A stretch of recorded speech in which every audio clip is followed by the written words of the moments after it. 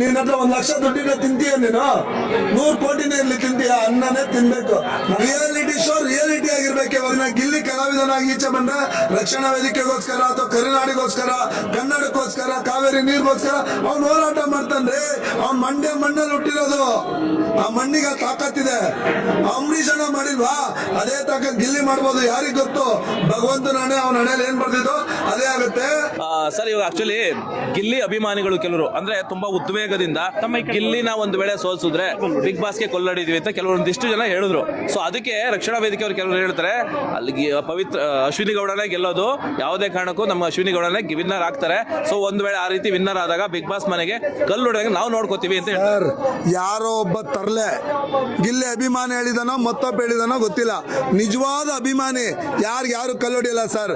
Ashwini madam ಕನ್ನಡಿಗರು, ಅವರು ನಮ್ಮ ಮನೆ ಹೆಣ್ಮಗಳು, ಅವರು ನಮ್ಮ ಅಕ್ಕನ ತಂಗಿನ ಆಗಿರ್ತಾರೆ. ಭಗವಂತ ಯಾರ ಹಣೆಯಲ್ಲಿ ಗೆಲುವು ಬರ್ದಿರ್ತಾನೆ ಅವರೇ ಗೆಲ್ತಾರೆ.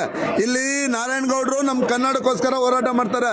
ರಕ್ಷಣಾ ವೇದಿಕೆಯಲ್ಲಿರೋರು ನಮ್ಮ ಅಣ್ಣ ತಮ್ಮದಿರು, ಅವರು ಯಾರು ಮಾತಾಡಬಾರ್ದು. ನಮ್ಮ ಗಿಲ್ಲಿ ಫ್ಯಾನ್ಸು ಯಾರು ಮಾತಾಡಬಾರ್ದು. ಯಾರು ಗೆದ್ರು ನಮ್ಮವರೇ. ನಾವು ಹೇಳೋದು ಒಂದೇ, ಟ್ಯಾಲೆಂಟ್ ಗೆಲ್ಲಬೇಕು. ರಿಯಾಲಿಟಿ ಶೋ ರಿಯಾಲಿಟಿ ಆಗಿರ್ಬೇಕೆ ಹೊರ್ತು ನಾನ್ ಕಲ್ಲು ಹೊಡಿತೀನಿ, ನೀನ್ ಕಲ್ಲು ಹೊಡಿತೀನಿ ಇಂದ ನಿನ್ ಮನೆಗೆ ನೀನೇ ಕಲ್ಲು ಹೊಡ್ಕೊಂಡು ತೂತ ಮಾಡ್ಕತೀಯ ಅಣ್ಣ. ಅಶ್ವಿನಿ ಮೇಡಮು ನಮ್ಮವರೇ, ಗಿಲ್ಲಿನೂ ನಮ್ಮವರೇ.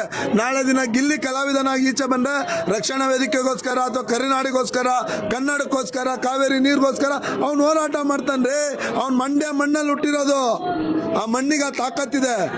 ಅಂಬರೀಷ್ ಅಣ್ಣ ಮಾಡಿಲ್ವಾ, ಅದೇ ತಾಕತ್ ಗಿಲ್ಲಿ ಮಾಡ್ಬೋದು. ಯಾರಿಗ್ ಗೊತ್ತು, ಭಗವಂತನ ಹಣೆ, ಅವನ ಹಣೆಯಲ್ಲಿ ಏನ್ ಬರ್ದಿದ್ದು ಅದೇ ಆಗುತ್ತೆ. ಯಾರೋ ತರ್ಲೆ ಫ್ಯಾನ್ಸ್ ಹೇಳಿದ್ದಾರೆ, ಅದನ್ನ ನೀವು ಉಪಕಾರ ಮಾಡಬೇಡಿ, ಅವರು ಉಪಕಾರ ಮಾಡಬಾರ್ದು. ಎಲ್ಲೂ ರಕ್ಷಣಾ ವೇದಿಕೆ ನಾರಾಯಣಗೌಡರು ಹೇಳಿಲ್ಲ ಅದನ್ನ. ಅದು ಅವ್ರ ಗುಡ್ಡತನ, ಕನ್ನಡದ ಮೇಲಿರೋ ಗೌರವ, ಕನ್ನಡಿಗರ ಮೇಲಿರೋ ಗೌರವ ನಾರಾಯಣಗೌಡರಿಗೆ ಸಲ್ಬೇಕದು. ಯಾರೋ 3 ಜನ ಹೇಳಿದ್ರೆ ತಪ್ಪು. ಅವರಲ್ಲೇ ನಾನು ಅಶ್ವಿನಿ ಗೌಡ ಗೆದ್ದೇ ಗೆಲ್ತಾರೆ, ನಾವು ಗೆಲ್ಲಿಸ್ತೀವಿ ಅಂತ ಸರ್. ಅವ್ರು ಗೆಲ್ಲಿಸ್ತೀನಿ ಅಂದ್ರೆ ಗೆಲ್ಲಕ್ಕಾಗಲ್ಲ ಸರ್. ಅದು ರಿಯಾಲಿಟಿ ಶೋ. ಜನ ಕೇಳ್ತಾರೆ ನಾಳೆ ದಿನ, ಓಟಿಂದ ತೋರಿಸಿ ಸ್ವಾಮಿಯಿಂದ. ಲೈವ್ ಆಗಿ ಓಟ್ ಮಾಡಿರೋ ಜನ ಕ್ಯಾಮ್ರಾ ಹಿಡಿದು ತೋರ್ತಾರೆ. ಅವಾಗ ಒಂದು ಕಲರ್ಸ್ ಕನ್ನಡಕ್ಕೆ ಅವಮಾನ, ಕನ್ನಡಿಗರಿಗೆ ಅವಮಾನ ರೀ. ಕಲರ್ಸ್ ಟಿವಿ ನೋಡ್ತೀವಲ್ಲ, ಅವಾಗ ಎಷ್ಟೋ ಜನ ನೋಡಲ್ಲ. ಹಂಗಾಗಿ ಕಲರ್ಸ್ ಕನ್ನಡಕ್ಕೆ ಅವಮಾನ, ಅದು ತಪ್ಪು. ಆ ಕೆಲಸ ಯಾರು ಮಾಡಲ್ಲ. ಯಾರು ಅತಿ ವಿಘ್ನವಾಗಿ ಕಲ್ಲು ಹೊಡಿತೀವಿ, ಸುದೀಪ್ ಸಾರಿ ಕೆಟ್ಟಾಗಿ ಪೋಸ್ಟ್ ಹಾಕೋದು, ಅದು ಅವ್ರ ತಪ್ಪು. ಆ ಕೆಲಸ ಮಾಡಬಾರ್ದು. ತೀರ್ಮಾನ ಬರೋರ್ಗು ಕಾದು ನೋಡಬೇಕು.